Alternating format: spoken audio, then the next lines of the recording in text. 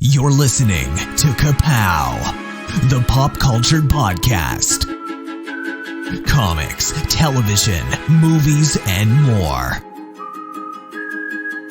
If it impacts fan culture, we have something to say about it. And now, your hosts, Jordan, Cliff, and Seth.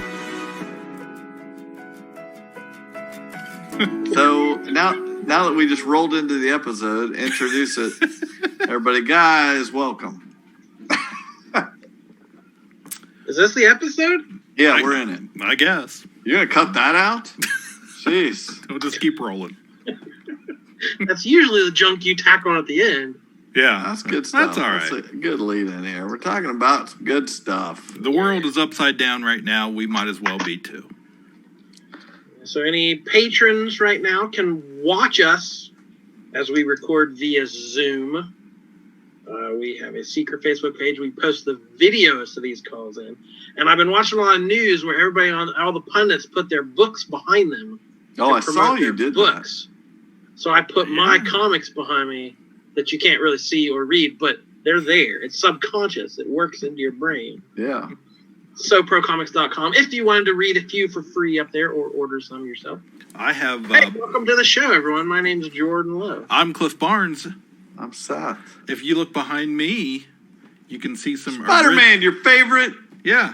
You can, guy. You can see some original MKE artwork up here on the walls that he did, before he was famous, probably about 14 years ago. So, still there. That was before he was famous, and he's been not famous for a while, too, since then. That's a long time. That's right.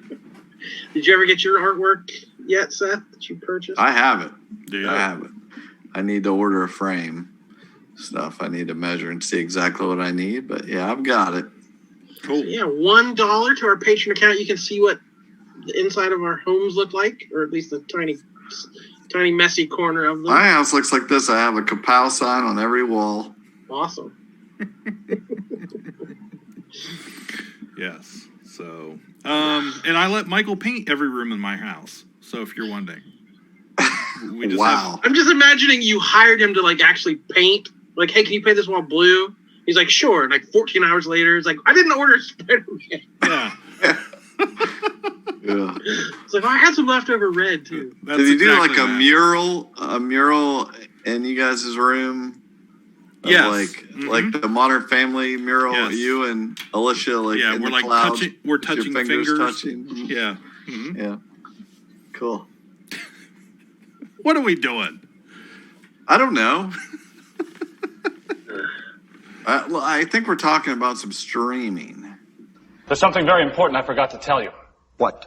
Don't cross the streams. Islands in the stream, that is what we are. Cross the streams. So there's all this new streaming stuff in flux. We got HBO Max just came out. And you said you got that, Cliff. Yeah. I know I got it. I already had HBO. Mm-hmm. I'm glad someone has it because I need someone to explain to me what it is. It has not done a good job of explaining how it's different from everything else. Not a great rollout that they did. No. They've got an app. We can't see it, Cliff. Okay, there you go. Anyway, they've got an app. It's not the most user-friendly thing you've ever seen, but they've got there's only certain things you can watch it through. That is my complaint because we bought it through Hulu as an add-on, but you can only watch certain things through Hulu, HBO things, and That's handy. Roku does not yet have an HBO Max app. So This blows my mind. But Roku kicked HBO Go and HBO Now off. So They apparently didn't make a deal. They just didn't get the deal done. And they've done that with all a lot of cable providers, and so Amazon Prime, who I had HBO through, does not offer HBO Max. And it's like, you needed to make these deals before time your ago. thing came out. Yeah. The only way I can watch it, it's the same with what's the other? Oh, Disney Plus. I have to have the app on PS4. So those are the two things I have on PS4: Disney Plus and HBO Max. And I had HBO through Amazon Prime. Like I said, it's just that was just normal HBO and anything they've ever had on there. Mm-hmm. Not the rotating movies, but any of their original programming is on there. But this new thing, they have all these new content. They've got new shows coming out, but it's just the same as any, whenever they had new shows. Yeah, I think it's just, if you had regular HBO, you just aren't getting those. Now they're on HBO Max, it's like, but it's weird that Doom Patrol is moving from DC Universe app over to HBO Max. Yeah. Which is weird. Why would they do that? And then HBO Max is going to have a series of like a Green Lantern show and a series of DC comic shows. Some are going to be on HBO Max, some are going to be on DC Universe, and then you have the CW shows. Well, I'd say they're moving things around to try to get people to get this, and then they're going to piss people off, is what it's. Snyder. I don't know how long I'm going to keep HBO Max. I'd be surprised if I get rid of it, but there's a potential for me to stop getting it for a little while just because of content.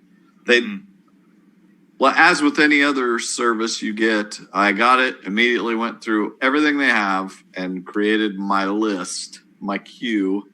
They have a bunch of movies that, I've always wanted to see, but only so many. And they have like a few new series that they had that I Know This Much Is True, that Mark Ruffalo show where he plays twin brothers.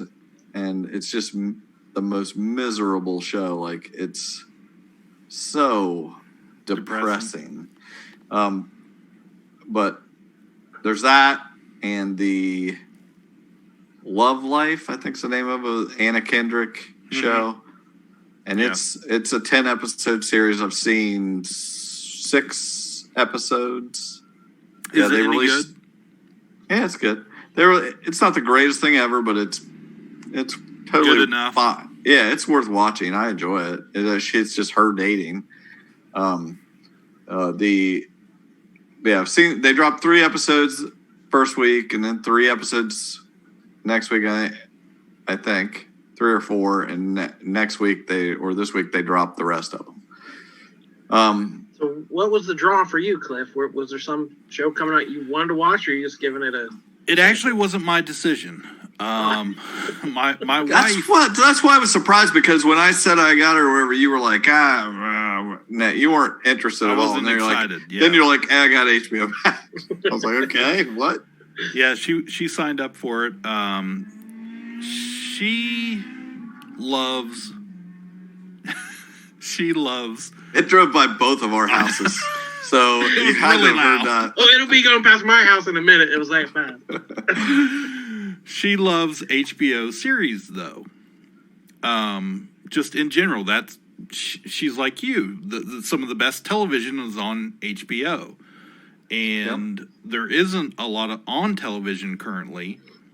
So as far as network stuff goes that's worth watching. And so she picked it up, and that's what I'm watching. I started watching the Harry Potter series. They're all on there today. So yeah, for now we're going to keep it around. Doom Patrol Season 2 is coming out pretty quick. So that is something I'm definitely excited to watch. So sorry. I was just going to say, one of the complaints I have about it is HBO had the same problem, and they do this with HBO Max, is they don't really curate the quality of their movies very well, as far as like, they cut them down. They zoom in and fill the screen. It's very, if you want to see a movie the way it was intended, good luck on HBO. It's very touch and go. They will you will miss some of what should be on the screen. Yeah, like what we used to call the letterbox version. Yeah.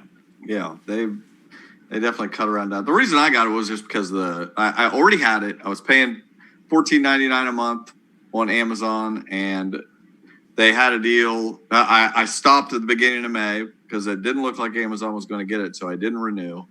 And I was like, I'll just get HBO Max on whatever I can get it on. And then they had a deal. If you got it right before it came out, it was $11.99 a month. Right. That's what I got. Yeah. Well, I was like, well, I'll definitely try it for that. I didn't want to miss out on anything. So now see what everything is and go from there. The one other thing I did watch on there was Looney Tunes. I watched the first episode of that, which, it's that classic cartoon feel and music, but, some of the voices don't sound right and the animation isn't, that quality you like, so, but still, I'm going to give it a chance, watch the rest of them and see how good they are. Yeah, what's up, Jack? I'm challenging you to an arm wrestling match, rabbit. Coochie coochie coo.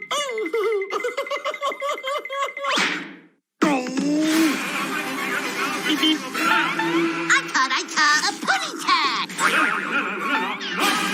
I just love technology. Stretch your stuff. The crazy thing is, I don't even wear clothes. What were you going to say, Jordan? Are you ready? Stop. This seems more like, I don't know, the right way to do streaming for me. Like, I saw I had the Criterion collection on there. Plus, you say all this DC stuff. Like, those small little niche things, while that's great that you could pay however much and have the DC Universe app, like, having those things be part of something bigger makes a whole lot more sense to me. Like, what I would be the target market for those things. A comic book centric app, or the Criterion collection, all these pretentious black and white subtitled foreign movies. Like, yeah, that's what I want to watch. But I would never pay a subscription just for the Criterion streaming channel. Or I'd rather not pay for the DC streaming channel. But if it's part of a package, we don't have cable packages anymore. A lot of us, we've cut the cord. But if there's some way to make some of these smaller packages part of something bigger, then I feel like you're getting your money's worth. And it's not just a niche thing. And you expose people who would never pay for DC. They might check out Doom Patrol because they've heard something about it. Right. And it seems like a better way to cross-pollinate all that stuff and to give consumers more. Again, it's less cultured, maybe. It's less, like I said, curated, or less niche, but it makes more sense to me. The more you can put under one umbrella, the better, I would think. I totally agree, and it seems like somebody's going to have to do this at some point and stick with it and quit all this 800 different services, even if it is in this style where, like you're saying, they have Criterion Collection, they have TCM and DC, and they won't have everything. But at least to give people some of it, so they go get those services if they want the full catalog, or they can at least have some of it and just have one service. So yeah, I'm interested to see some of those Criterion movies. I've added a bunch to my list, and I don't have Turner Classic on Dish, so a lot of old stuff I never got to see before. I've been into a huge Akira Kurosawa kick lately. I know. I just added Rashomon or whatever to my list. Right.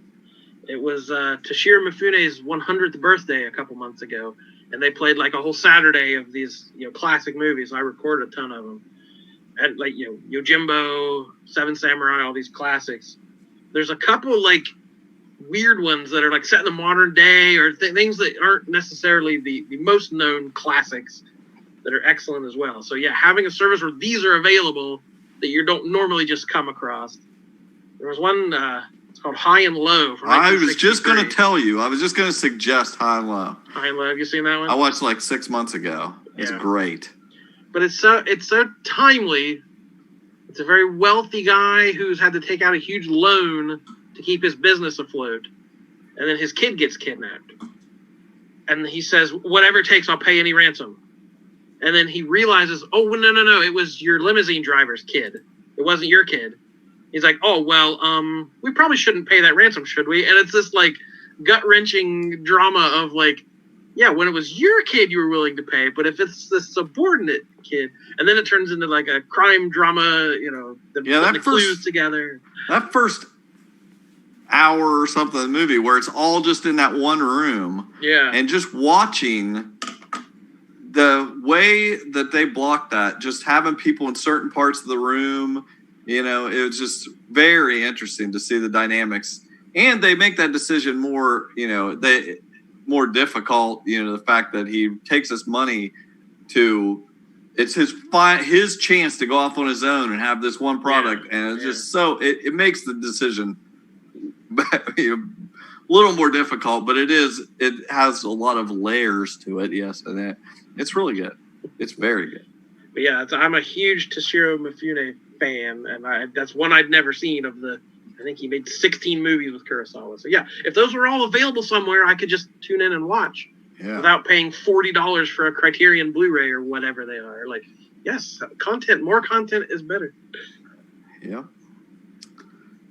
But anyway, the reason I said I don't know whether I'll keep it or not is because I don't know what new content there is going to be. Like they're going to have to pump some more stuff in here because the catalog is not very big. Yeah. I was pretty disappointed with how much stuff is on there.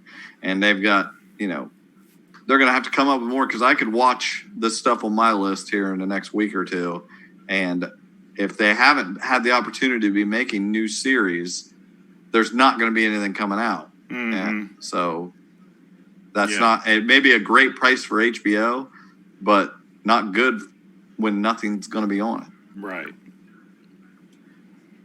I just signed up for Amazon Prime for the first time. Ooh, sweet. I think I'm the last American Bezos holdout. I got an email from my health insurance provider saying, hey, stay home this summer. Here's 3 free months of Amazon Prime. It's healthier if you just stay home and watch TV. And I said, I don't always follow doctor's advice, but this one I will. This prescription I can take. So I signed up for it, and I did the same thing. I immediately went through and started adding to my queue, and it was like, this is it. I kind of got to that point pretty quickly of, I'm not seeing a ton of stuff on here. Yeah, there's obviously original series and a million things we've talked about, Ms. Maisel and all these, you know, amazing shows. But as far as movies go, I didn't see a ton. No. I watched The Lighthouse, the black and white movie, Willem Dafoe and Robert Pattinson. Yes. And after I watched that, it started recommending things to me, like all those A24 movies. I'm like, wait, where was this when I was scrolling through things? Right. It started recommending me similar movies like that. So hopefully there's more on there I haven't found yet. But did you like The Lighthouse? I'd love to kill a seabird. I want to talk like Willem Dafoe now. Oh, my gosh. Yeah, I want to grow a beard like that. Man. I don't know. I can't say I liked it or loved it, but I was so entertained by it. It's very strange. Very strange. I definitely had to look up afterwards what the hell was going on. I was like, I like that. I don't know what happened, but it's like I'm sure this is a metaphor for something. Yeah, it was very interesting to read about afterwards. Yeah, I'm curious to see what you discover on there over the next couple months and hear what you watched. I'm definitely going to check out The Boys. You're going to love it. That was good. I want to watch The Tick. Mm-hmm. I want to watch Good Omens, all these comic book centric things. Yeah, I tried Good Omens when it first came out. I could not get through it. Nah. Speaking of Prime, I was telling Seth the other day, I asked him if I started watching Fleabag. You know that feeling when a guy you like sends you a text at 2 o'clock on a Tuesday night asking if he can come and find you? And then you open the door to him like you've always forgotten he's coming over. Oh. Hi. Hey. Oh my God, definitely not. That does nothing for you. What? These are my clothes, Boo. I've been wearing these all day. It's really not that bad. It's really not that bad. You got them all by the balls, causing waterfalls. How did you meet? She used to be our godmother. But then their parents split up. Mum died. You really are very good looking. Thank you. Very, Thank you. very. Thank you. It's been really nice to spend the day with a normal family. The only thing harder than having to tell your super high-powered, perfect, anorexic, rich super sister that you've run out of money is having to ask her to bail you out. I'm just going to ask her. I'm just going to come. Do you need to borrow money? No. The original series, because it cleaned up at like the Golden Globes or something last year. And then I was watching an award ceremony, and they kept talking about how great it was. So I finally found time to watch almost the 2 seasons of it. So, and it's good. It's not. I don't think it's great like they made it out to be. I mean, they blew that up. Like everybody almost unanimously is like, this is one of the greatest things ever. Yeah. That's how it is sold, and it's like everybody says the second season's when it blew up. They were like, wow, this is one of the greatest seasons of television, and then they're like, oh, the whole both seasons are good, and Phoebe Waller-Bridge is great, and they're just like, you got to watch it. So I watched it, and it was good. Yeah. I was not over the moon or anything, but I did like it. I do like her. I think she's talented. I can't wait to see what else she does. I like season 1 better. I don't know. The hot priest was the whole thing. Everybody went, hot priest, hot priest. That was all over the internet for season 2. Mm-hmm. It's fine. So, anyways. It's in my queue. Yep. It's worth watching. Yeah. There's a whole bunch of documentaries on Prime, and they all look really cheap. So I don't know if they're there's a bunch of comic book documentaries from like that the Image Founders documentary to weird Jack Kirby documentaries, and it's hard to tell from the little thumbnail whether it's high production value or it's something they just splashed out there. There's a Chris Claremont X-Men one on there somewhere. There is. A whole lot of Bigfoot stuff too. Oh my gosh. I imagine there's quite a rabbit hole. They have tons of those kind of movies. Very poorly produced things. Yeah. That's their the poorly you're produced, the better. Oh my gosh. Speaking of fun-ass documentaries, this past week, a lot of people were watching that Grant. General Grant, we've had the devil's own day, haven't we? Looking tomorrow, though. Very few people really know who Ulysses S. Grant was. Today, there is this sense that he's forgotten. He's been called so many things over the years. The first modern American warrior. A bloody butcher. A corrupt president. A belligerent drunk. The greatest general of his time. The unheroic hero of our greatest national epic. There were but two parties now. Don't forget, we possess strengths they do not have. A purpose. It's truly an American story. This guy comes from nothing to save the Union. It's as improbable a rise as any other figure in American history. Docu-series from the History Channel. You guys see any of that? No. Ulysses S? True, yes. However, I learned his middle initial was not actually S. Get out of town.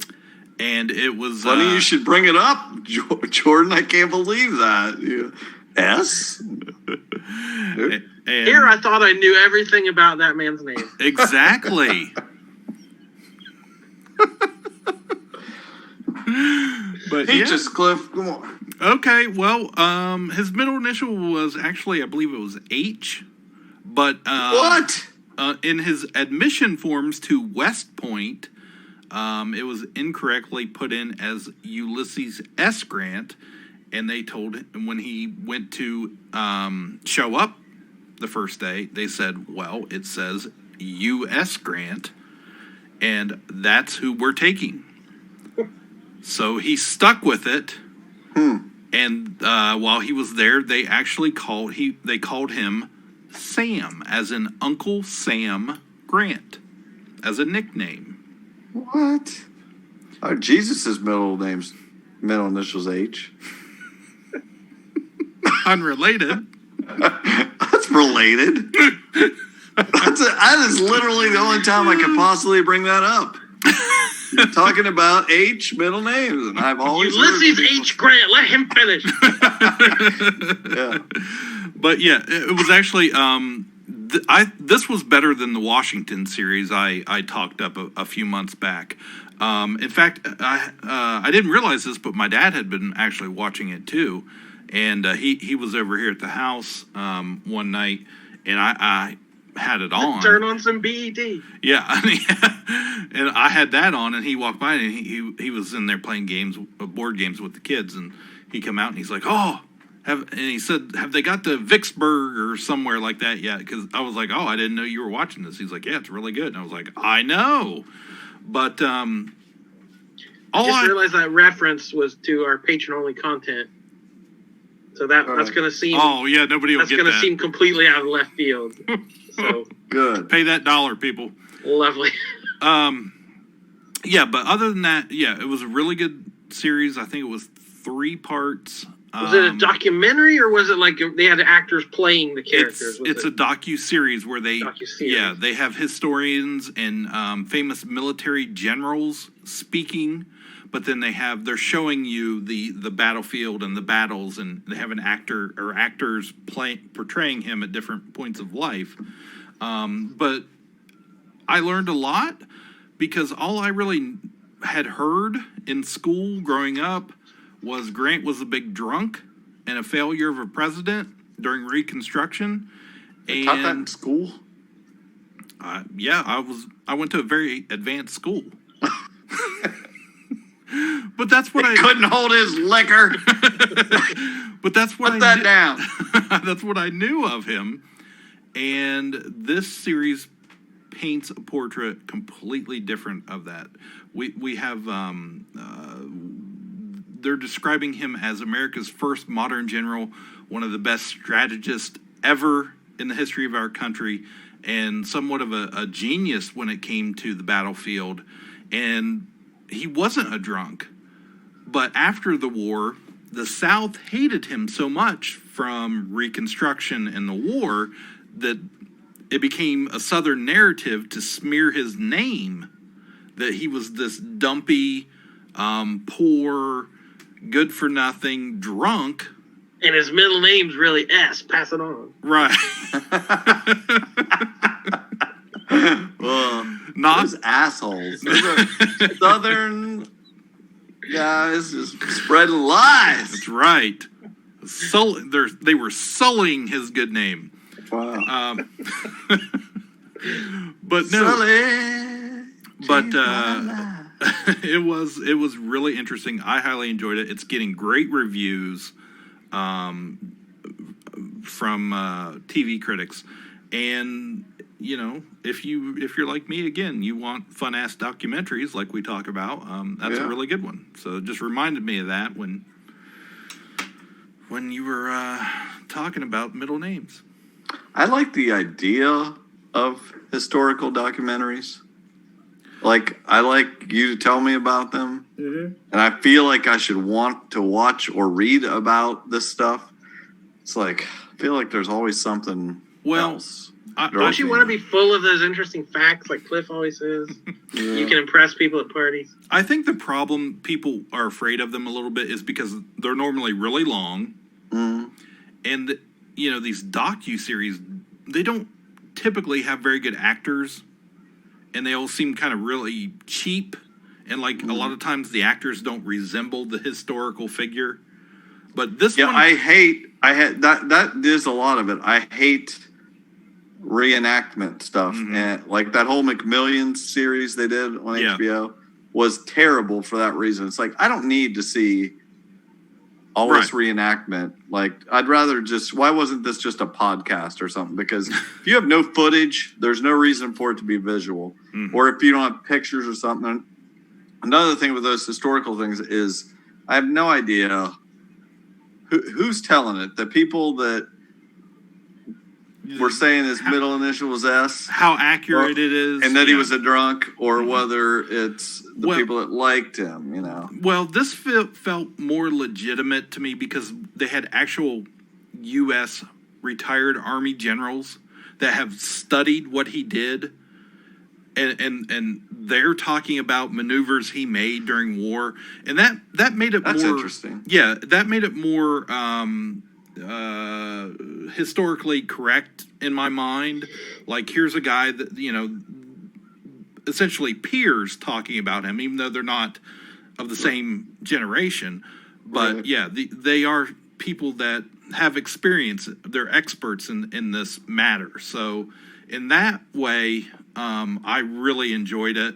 And it gave a lot of, you know, the West Point guys at that time, which there weren't a lot of, they were the generals in the Civil War. You know, you had Grant, you had Tecumseh Sherman, but then you had Robert E. Lee and all these other guys. They all knew each other from school. They personally knew each other, and then they find themselves out on the battlefield on different sides, and they were using that, you know, that knowledge.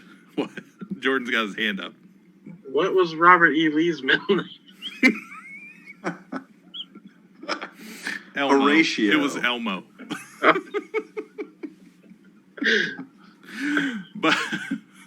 but yeah, it was really it was interesting. I that's my favorite thing of last week. So moving on.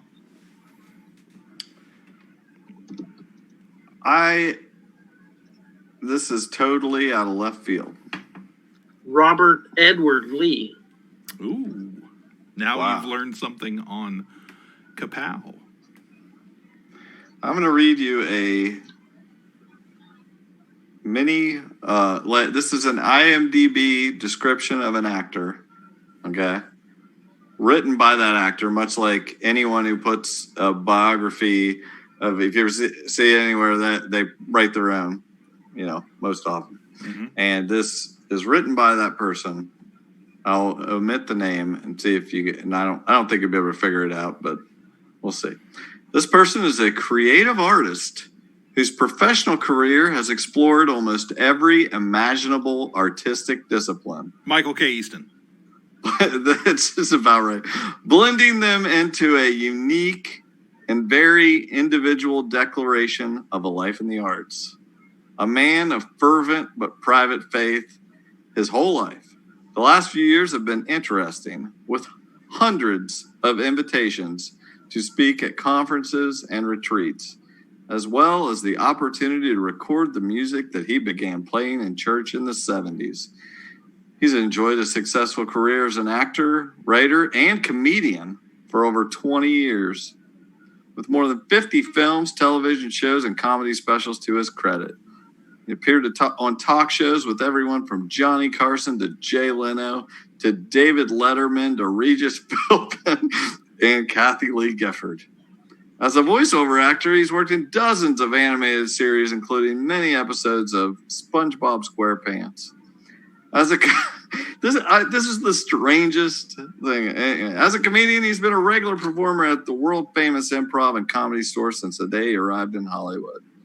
His self-written one-man show boasted a series of sold-out engagements. He continues to act in movies and television. He performs comedy and music at theaters across America. As a writer and producer, he's written for several prestigious literary magazines, as well as for Universal Studios, Disney, Fox, and produced a groundbreaking series of debates for Canadian television, which examined cultural values and the role of the arts within them. As an avocation, he is a photographer and painter with a photograph in the permanent collection of the California Museum of Photography and Paintings. Oh, and he has paintings on the walls of the guest bedrooms of many close personal friends, or as artists like to say, in many private, in many private collections, dink dink. Actor, comedian, writer, musician, and artist, he has transcended the limitations of pop cultural celebrity to become an artist of honesty, gravity, and grace. Jim Carrey. Ernest Borgnine. No, but you know what? I appreciate that you did make guesses. Actually, I thought Jim Carrey, because he's done a lot of art lately. Mm-hmm. True. No, it is Biff Tannen. Oh. Thomas Wilson. Thomas F. Wilson? Yeah. Yes. Wow. And I don't know if it lists that in here. Wow.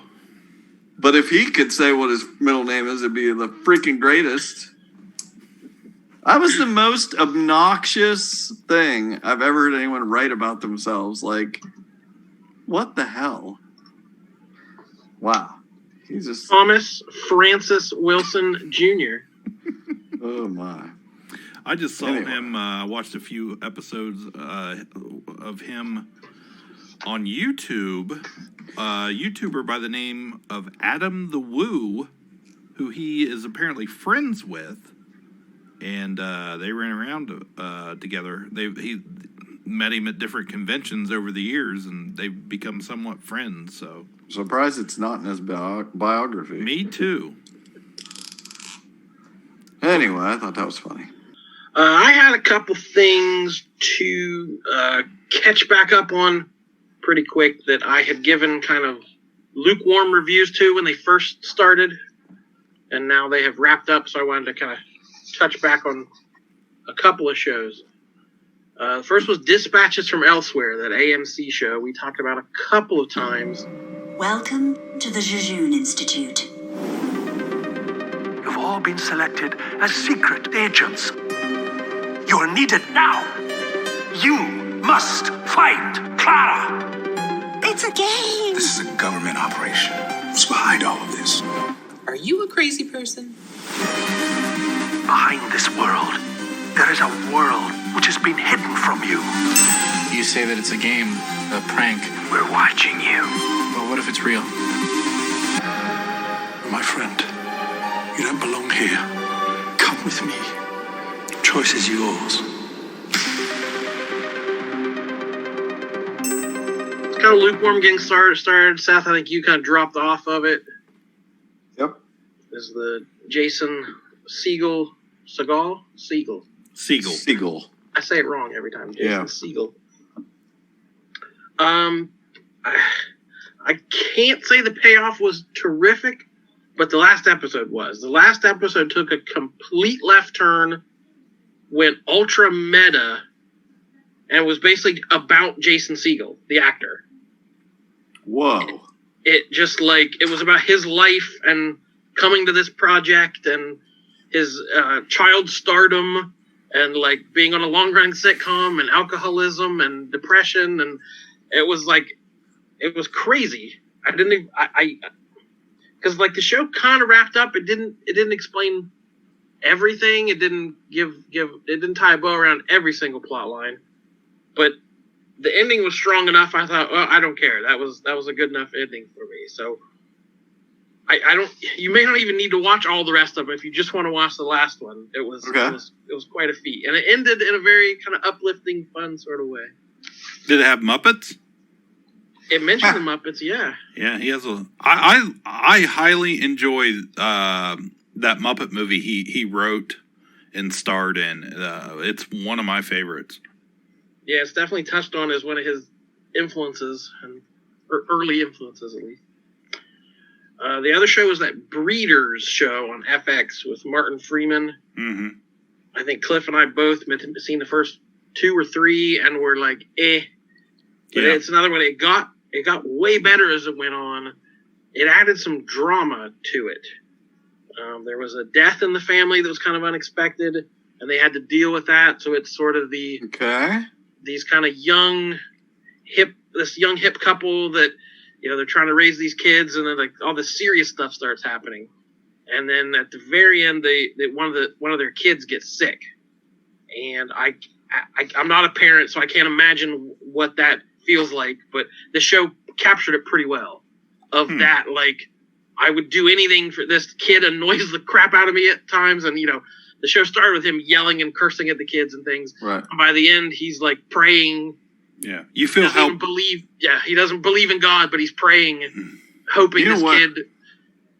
That's how that sounds great. You know what that immediately reminds me of is my favorite comic strip, Calvin and Hobbes. How his parents practically hate him the whole time, and then but it really makes those couple strips so touching when he's sick, and she's just like, "You should stay in bed. It's Saturday or whatever, and don't you want to get up?" And he's like, "I'm tired. I'm gonna stay in bed." And she like freaks the heck out, runs really cares. So I should that idea of like, I would never yell at him again. I'll never be annoyed with him again if you just let him be okay. And it's like, well, I'm sure every parent has felt that way, but how long does that last? Yeah. I didn't watch it because you said not to, and now you're telling me to. The first half was pretty weak, but by the time the second half of the series was a whole lot better. And the grandpa cracks me up. The guy from Braveheart I mentioned. He's helping to take care of the little daughter, and she's like, "I want nuggets." He's like, "I don't even know what a nugget is." It's like, we're having eggs and toast. It's the only thing I can cook. But that like old school British dad who like shows no emotion, can't do any housework, like. The other one I think we mentioned real briefly, The Plot Against America from HBO. My intention in running for the presidency is preventing America from taking part in another world war. Your choice is not between Charles A. Lindbergh and Franklin Delano Roosevelt. It is between Lindbergh and war.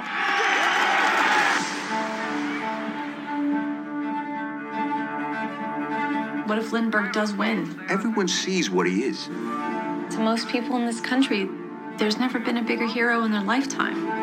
The Jewish people and the Roosevelt administration. Yes? He's calling us war agitators. Listen to that crowd. There are so many who don't trust him. And I'm gonna do my best to convince them otherwise. There's a lot of hate out there, and he knows how to tap into it. Admittedly, Mr. Lindbergh made the statements grounded in anti-Semitic cliche, but he did so out of ignorance. This is how it starts. Since everywhere he goes, Hitler beats down and shoots the Jews, there may be a time when he comes here, to America, to beat down and shoot us. What will our president do then? We only think we're Americans. Maybe it's too early to leave, but it's not too early to have a backup plan. I'm tired of turning my cheek. Charles Lindbergh is a hero. This is not an evil man, not in any way. Tell me, Herman, does that begin to address your fears? McHugh. Yeah, I think I had seen maybe the first episode, and it was a little slow. It introduced a whole lot of characters, so I wasn't super high on it. Yeah. But it ended up being very good. I enjoyed it. It was just 6 episodes. It's David Simon and Ed Burns, the guys behind The Wire. Several others. Tremaine. Remember that show? Yeah. Based on the Philip Roth novel from 2004. So the book was written in 2004, so it has no ties to current politics, okay? So just get that out of your head. It has nothing to do with that. But it is about an alternate reality where Charles Lindbergh defeats FDR in the 1940 presidential election. So it took me down a little bit of a rabbit hole. I looked up some of actual facts about Charles Lindbergh. I didn't look up what his middle name was, which I now regret mightily. What was the baby's middle name? Baby Lindbergh, I'm not sure. So, this is the pilot in 1927. Flew the Spirit of St. Louis from New York to Paris, nonstop across the Atlantic. It just gave him global fame. He was the most famous person on earth. Obviously, the famous Lindbergh baby kidnapping case, again, like a tabloid. So he's almost like a sports celebrity and a tabloid celebrity, all this stuff. So he uses that to start talking politics. And then it's like, ew, yuck. So he held some very repellent views. 1939, he wrote for Reader's Digest that Americans, quote, can have peace and security only so long as we band together to preserve that most priceless possession, our inheritance of European blood. Only so long as we guard ourselves against attack by foreign armies and dilution by foreign races. And that Hitler accomplished results, good in addition to bad, which could hardly have been accomplished without some fanaticism. So, you can forgive Hitler a little bit of his exuberance for all the good stuff he accomplished. Just some. Yeah. So, not a good person, even by 1939 standards. His diary... I think his middle name was Tucker. It's not relevant to today's politics. I'm trying to tell you that. In his diary, he was quoted as saying, "A few Jews add strength and character to a country, but too many create chaos, and we are getting too many." So this Philip Roth, a Jewish writer, takes this character and inserts him, if he had won, and steered America away from World War II. So there was a lot of talk back then. We had just survived World War I. It was all going on in Europe. Who wants to mess with that? Let's just stay out of it. American, we don't need to intervene in this European war. Who cares? So if that sentiment had carried Lindbergh to the White House, this is kind of following, it's a what-if story, basically. So it follows the Levin family, which is based on Roth's family. He grew up in Newark, New Jersey, in a very blue-collar Jewish neighborhood. And it's just that slow creep of fascism that, someone can say the things you agree with, and you start excusing some other things, and you instead of looking out for your neighbor, you're just good with the results instead of worrying about all the bad stuff that's also going on. Not relevant today at all. There was a show on Prime. Man in the High Castle? Yeah. Yeah. Similar alternate reality. Yeah, that's the alternate reality. Nazis winning the war. It's Augustus. Charles Augustus. What a that's racist. That's a racist strong middle name. That's so racist. I can't name my kid that. But it had Winona Ryder, John Turturro, and Zoe Kazan as the mother of this Levin family. Was terrific. She got on my radar on the Buster Scruggs movie. She was in a short from that. Big Sick. She was in a Big Sick before. Oh, that's right. Yeah. So she was phenomenal in this. As she wants to take the family and go to Canada, and the dad's like, "We can't. We're Americans. We're gonna stay. We're gonna fight for our land. How bad could it get?" That kind of idea. And the man wears pants in the family. So the woman sort of just has to be subservient. And it's just her gritting her teeth through this whole series, watching the neighborhood fall apart and the country fall apart. And at one point she delivers a line, "How can you see what these people are and have so little sense of what they're capable of?" Because it's that they're saying what they're going to do, but nobody believes them. And it's just her. She just carries the show on her back of this kind of, she's tiny and skinny and frail, but she has such strength in her core. She makes the show worth watching, I would say. Yeah. Hey, you got my I shouldn't say that. I'm gonna say, forget it. Okay. It would only have been better had it had any relevance to current America. Right. Well, I watched. I'm going to change it up. It's right over I'm that. just going to keep going. I'm going to change it over to movies real quick because I watched Rocket Man. Feeling empty. whole tune in my head. It was all there, I could see all the notes, and I just had to get it out. It's a little bit funny, this feeling inside. What did you say your name was again? My name is Reggie! Reginald Dwight. Reginald? That's my granddad's name. So how does a fat boy from nowhere get to be a soul man? You gotta kill the person you were born to be in order to become the person you want to be. I'm thinking of changing my name to Elton. But that's my name. Yeah, I know. You could be the best-selling artist in America if you desire. I was trying to do something bold. Why are you still something flashy? Can you even play the piano in those? Let him know who you are. And just don't kill yourself with drugs. The other night. I keep almost watching it, but it just doesn't. Well, I don't know that you'll like it.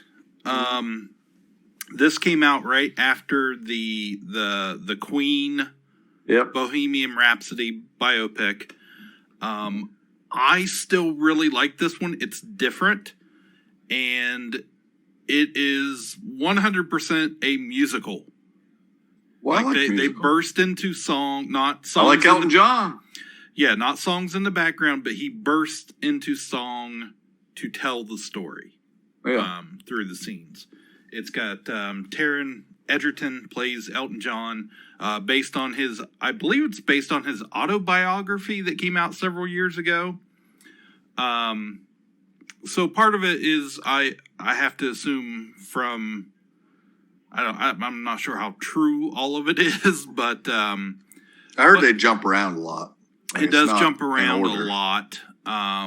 But Taron Egerton was really good, very convincing. I liked him in it. And it's got some commonality with the Queen biopic. The Elton's manager is also, he's portrayed in this one as well. He's in the Queen movie too. He managed both. So he was, the same guy. What's going on over there? Sir Elton Hercules John. And I knew that's not his real name, but I didn't think his fake name would have an amazing middle name. That is awesome. Yeah, that's actually in the movie. Hercules! Elton Hercules John. I love it. Yeah. He I heard that's Taron Egerton's middle name too. It is now. Taron. Everybody's starts with H. Yeah, it's all H. Jesus' middle name starts with H. But now you wonder why people are praying for you. Exactly. Anyways, back to Rocket Man. Yeah. Kev, you want to talk about that? Yeah. His real name is Reg Dwight, by the way. Reggie Dwight. Right. Reginald Dwight. Yeah. And he stole his friend's name. His friend's name was Elton. So, but no, it was really good. The music's really good. They do an amazing remake of one of his famous videos from the 80s. I'm Still Standing. I liked it. The whole thing, the whole thing was good. So. That brings tears to all of our eyes when monkeys sing it. So what is it when I thought of that. Taron Egerton sings it? How does that work? I was like, where are the monkeys at? That is a callback. Like, wow. Yeah. I'm not a huge Elton John fan. I don't dislike anything about those songs, but I've never dove into his catalog and listened to anything more than just the hits. And I don't know. I've never really listened to his music that much. The original Greatest Hits album, or whatever, was on constantly. That and Billy Joel's Greatest Hits was always spinning at my house when I was a kid. So I love both of those. And pray for guys. him too. Yeah, I like that old stuff. Yeah, I do too. And I don't think there is a lot in his catalog besides the hits. There's a few things, like there's some good deep cut stuff in there. He's got a lot of good stuff. There were a couple songs in the movie that I didn't recognize right away. But overall, it's Leave On. It's a good one. It's pretty. It has a truthfulness. He doesn't shy away from his addictions and things like that. So, in the movie, so they address all that at least. I know it's on Prime, so we'll probably have to check it out. Right. I think I watched it on Hulu. He reaches high heights, and then there's excess, and he gets addicted, and he almost brings him down, but then he gets better and pulls it out at the end. It's like you've seen the story before. Anyways. I got a game, guys. All right. Game? Challenge your imagination to come alive and to battle with the creatures of Dungeons and Dragons. 52! You shot my battleship. I got a bingo! What do I win? It's Operation the Wacky Doctor's game where you're the Wacky Doctor. Batteries not included. Oh, you blew it. My turn. Shall we play a game? Okay. Why not? Play this game, and if it's fun, maybe we'll play it again sometime. We'll see. Have you guys ever heard of Book Cameo? Say it again. Book Cameo. I know those words, but I don't know them together. Okay. Cliff, have you ever heard of Book Cameo? Or sometimes just known as Cameo? Is this where we hold up a book we've never read before in a place we've never been? Okay. Then This is an app. Know it. This is an app or a website where celebrities, dink. Oh, yes. Okay. You can go in there and pay. The price depends on the amount that the celebrity is worth, the amount that someone will pay to get a message from them. And you pay for the singer Cameo to get on your phone and say, "Word up." Yes. That's what I thought. You do know it. Okay. I do not, but okay. What's that middle name on that, Jordan? It's Cameo. E.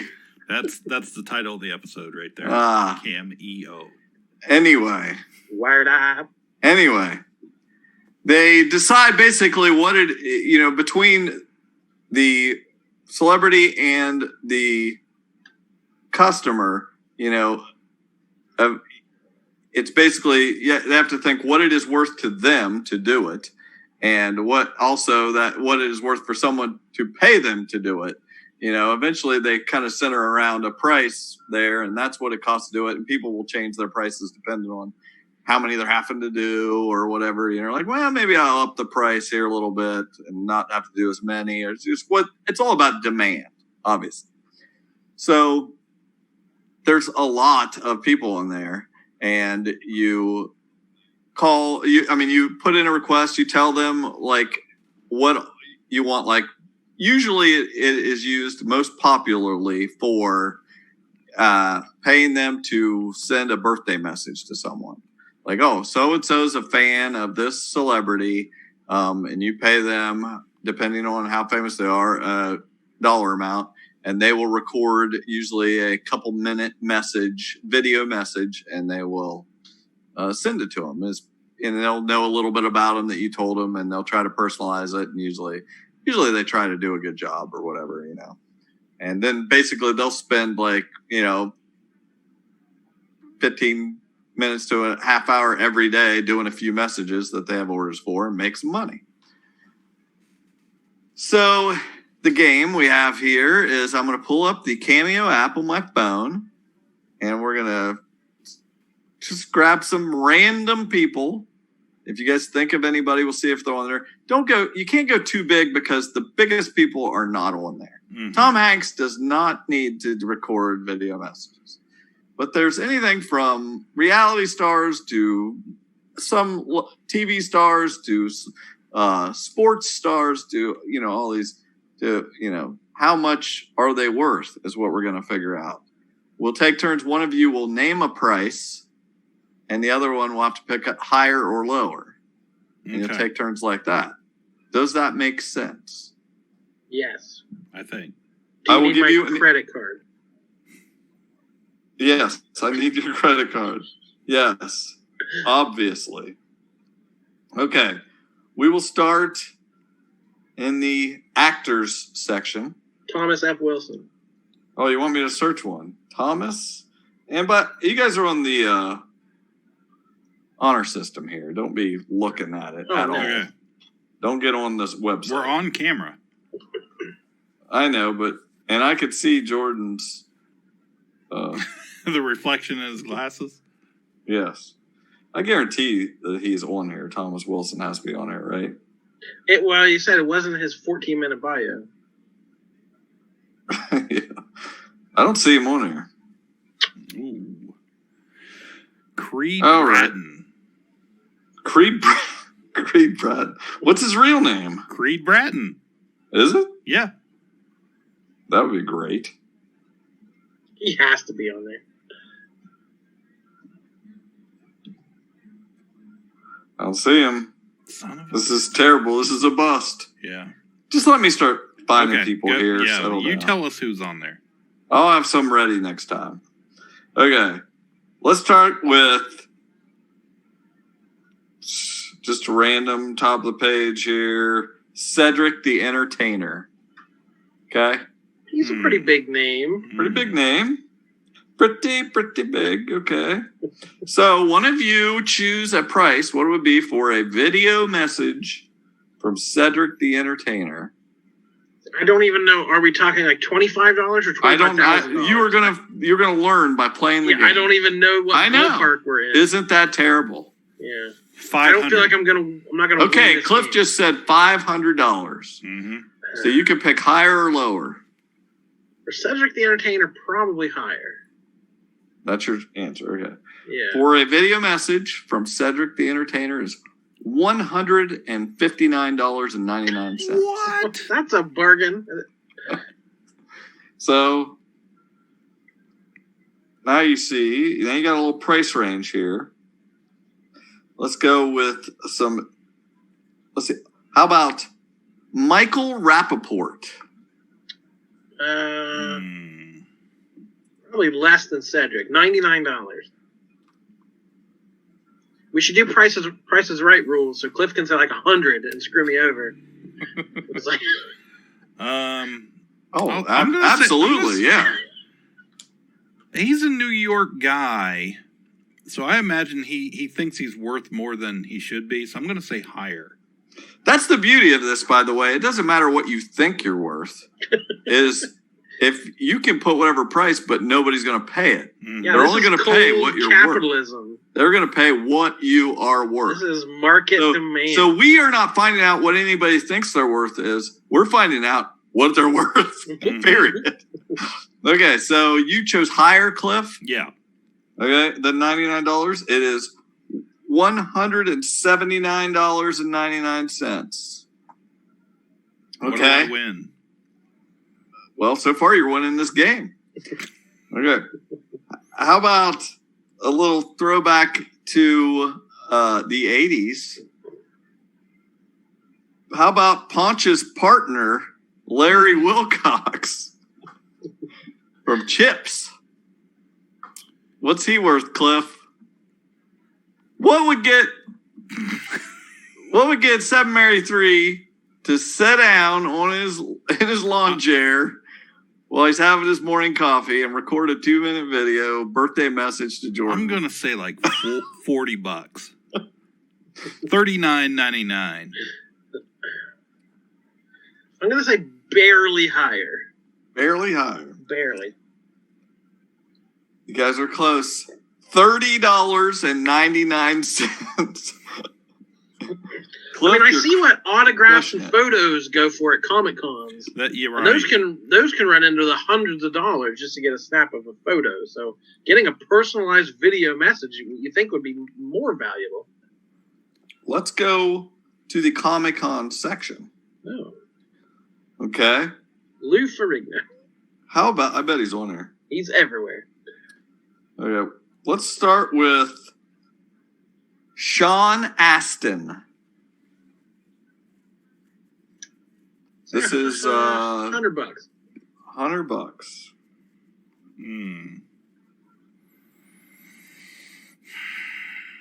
That sounds about right. I'll say lower. Yeah, you guys are off. Let me see here. Yeah, Sean Astin's he's a big ticket. You forget he's freaking Samwise Gamgee. Come on. $299.99. You think he sits down for $100? He's still a working actor. I still see him in a lot of stuff. So yeah, he's not. You got that one right, chips. Jordan? Yeah, Jordan got the point on that one. How about Kevin Conroy? 75. Higher. Hold on a second. I'm looking at something. I was looking up Lou Ferrigno. Okay, so you said 79. 75. And you said higher. It is higher. It is $79.99. Jordan takes it. That was a good one. I think within $1, you give it to the person who's guessed. Okay, we'll just assume the 99 cents then from now on. Okay, we'll do that. But that's good. You guys are not looking? Okay. Supposedly. Okay. Lou Ferrigno. I bet it's high. I'll bet it's $250.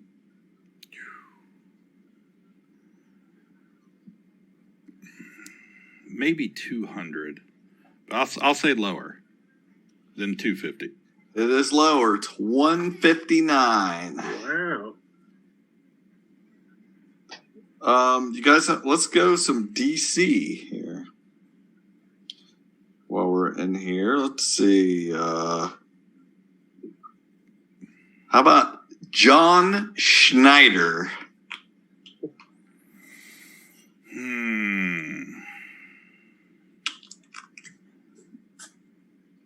I don't think it's that high. This is Bo. Come on. Yeah, and he's kind of a dick. 179. Are Coy or Vance on there? I don't know. Roscoe, maybe Cooter. That's probably close, but I'll say less than 170. How much is Cooter? I'm not Googling Cooter. But I will write him down here. I got Coy, Cooter. Ben Jones. What else did you guys bring up? Huh? Ben Jones is his real name. Okay, Ben Jones. Anyway, John Schneider is higher at 209. Yeah. So Cliff is crushing it 6-1, by the way. How about Dean Cain? Ooh. Dean Cain might be the handsomest man I've ever seen in real life. Well, he's a big douche. I know that. I saw him at a Comic-Con, and I swear to you, his teeth did that bling thing when he smiled, and a little cartoon-like sparkle came out. So what do you say? Whose turn is it? I think it's mine. Okay. Yep. Or is it? Yeah. Yeah, I bet he's 200. I'm going to say lower. It is lower at 109. So he knows his worth. I don't think I would, because I would not pay anything for any of this. So I can't assume a value because I don't value this. What about, are there like bigger names on there? Like bigger than DK? This is the exact right level. This is exactly what you want. Come on. I'm sure there are. Yeah. Let's try an athlete. I'm gonna look up some. Bo Jackson. I'm gonna look for a Cincinnati Red. Bo Jackson ain't gonna be on there. I can't think that he would be. I'll be more prepared next time. I just thought this is the last second. But let's get a Cincinnati Red here. Now we're talking my language. You got a name that you think would actually have one? Pete Rose would literally do anything for money. Pete Rose is the first one listed. It's $500. Now, okay, is that your pet? Is that how much you say, or are you gonna? What do you say? How much does Pete Rose think he's worth versus how much? Yeah, Pete Rose thinks he's worth $1 billion. Or does he just want to make $1 billion and he thinks I'm going to do this is what I do all day. I'll bet it's like $2.99 because it's more of a niche thing. I think people would pay more. It's interesting. Jordan and I both paid $25 for Johnny Bench's autograph. True. 1992. So, $2.99. I'm gonna say it's higher. Higher than what? $2.99. No. This one's going to Jordan. It is $159. What a bargain! The Hit King. He wants to do a bunch of them. He wants to get the message out. People That's like true. him. It's all about turnover. Right. Yeah. Any other names off the Reds you go with? They're a little more recent than Pete Rose. Cal Daniels. No, Paul O'Neill. No. Pokey Reese. Pokey Reese is not on. He may come to Marietta. He could or could not be at a local baseball game. I don't know. Oh, I'll list some off here. We got. How about Dontrell Willis? He was briefly a Red. Okay. Brandon Barnes, Christian Colon, Amir Garrett, Rob Dibble. Rob Dibble, Rob yes. Dibble. Rob Dibble. Okay. Okay. Whose turn is it? Oh, man. Rob Dibble. One of the nasty boys. He doesn't work for ESPN anymore, right? I'm gonna say Wow, 80. it's been a long time since I've freaking heard of his name. I'm gonna say $80. That's probably in the ballpark. What I'll say higher. I'll say like 99. You deserve to lose after saying that. 54. Ugh, I'm terrible at this. But for $5, they'll leave you a voicemail. Seriously. For 10, he'll throw a baseball at your house. Eric Davis. Oh, he's been to Marietta. Not that expensive, I have to imagine. More than Rob Dibble. 75. I'll say higher. 99.99. I forfeit. Let's do one more random one out of the universe here. Let's see. What would like the highest one be? Are there any ladies on the list? Oh yeah, I'm sure there are. Let's do a comedian. Let's see if there's a comedian on there that's worth it. Got to be some funny ladies out there. Apparently, no. Let's see. I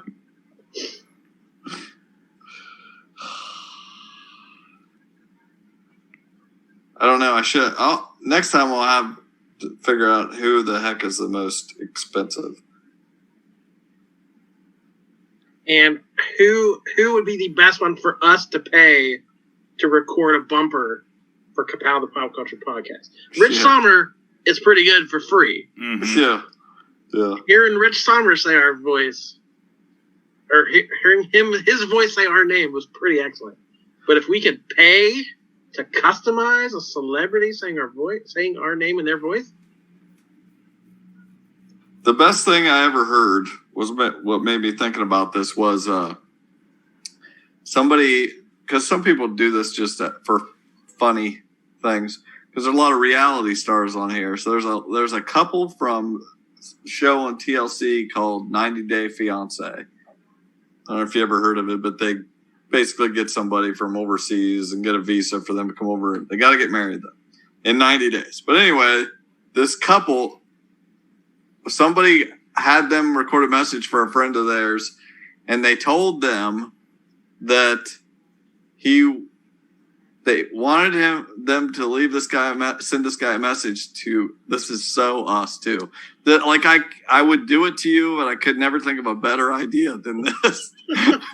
but they told them to cheer him up because he lost his job on a Disney cruise where he played guest in the Beauty and the Beast or whatever it is. Yeah.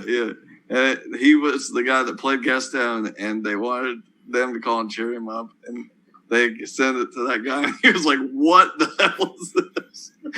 That's so good. I can't think of a better use of our patron money than finding some amazing celebrity to give us some props. Or okay, we'll do to one say last something one. bad about dueling ogres. And we can call their 1-800 number and have one of their favorite celebrities insult them. How amazing would that be? That's how much they hate their podcast. Right, yeah. Yeah. I just saw Remington the other day. Just kidding. We like the dueling ogres. They're our pals. Yeah, just kidding. Just pranking. How about Steve Gutenberg? Last one. Steve Gutenberg. Is anyone from Riverdale on there? Oh. I highly doubt it. They're too big for this. Dr. Colonel Jr. They're on there. Somebody's on there. Let's see. We got Vanessa Morgan. Wow. TT. $300. What do you say, Cliff? Higher or lower than $300 Renos for Vanessa Morgan? I'm going to say lower. It is much lower. $129. That's cheap. God, that would be so worth it. If we had her, like, you're listening, if we had her do the Christie voice, I don't know that they would do that. My boys are so pro. I don't know that they will sell themselves as advertising. Yeah. I highly doubt that. We would have to put it out in like some sort of code or something. Right. Well, one more. Okay. Right, Gina Gershon. No, you know what I'm looking up now. Carla Gugino. I thought you were going to say Carla Gugino. About a 50 lira.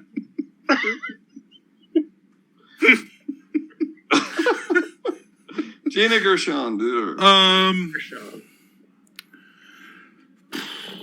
I'm gonna say, oh gosh, she made that big Showgirls money. $149. Higher. Lower. 110. I'm done. 110. We're out of time. You lost, Jordan. But I'm gonna curate a better questions here. I'm gonna look through and look for some real expensive ones, some other ones more personal to us. Yeah. Prepare another round of this, but that was amusing. Okay. All right, so that does it for this episode of Ka-Pow, the Pop Culture Podcast. We thank you for listening. We thank all our patrons out there, and we thank you. I think I already said that. Mm-hmm. My name is Jordan Lowe. My name is Cliff L. Barnes Jr. I'm Seth Hercules. Goodbye, forever. Ka-Pow, the Pop Culture Podcast, is intended for entertainment and information purposes only. Sounds, music, and clips played during the podcast are property of copyright holders. All original content is property of www.udownwithkpp.com. If you enjoyed this podcast, please subscribe and leave a comment. Ka-Pow, the Pop Culture Podcast, is available on Apple Podcasts, Google Podcasts, Podbean, Spotify, and wherever podcasts can be found. You can connect with us through social media on Facebook, YouTube, at the Ka-Pow Podcast on Twitter, or email the show, Ka-Pow, the Pop Culture Podcast, @gmail.com. If you really want to go the extra mile, please sign up to be a patron through the Podbean app or our website, www.udownwithkpp.com, to receive special content and early access to some episodes. We are grateful to anyone that chooses to contribute, but please know that most of our content will always remain free, so please continue to like, comment, and share.